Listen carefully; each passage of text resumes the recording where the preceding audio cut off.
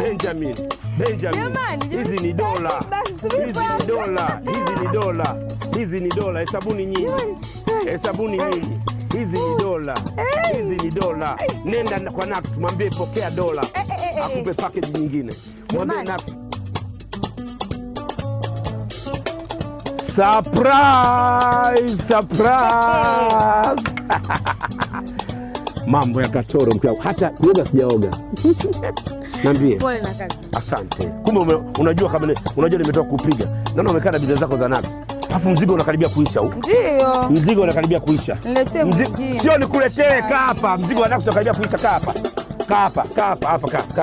Mzigo wa Nax unakaribia kuisha. Niletee vingine. Sio nikuletee, unakwenda kwa Nax, atajijua sasa kama anatumia dola au la. Mletee Nax. Humu kuna dola tupu mke wangu. Naanza na kupiga na Benjamin.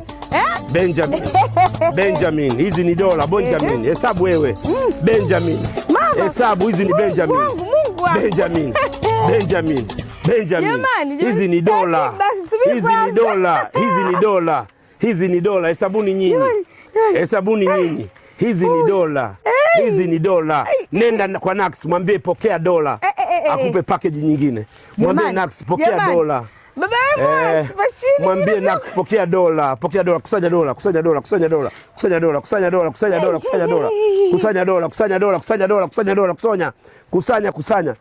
Mwambie Nax unalipa kwa dola.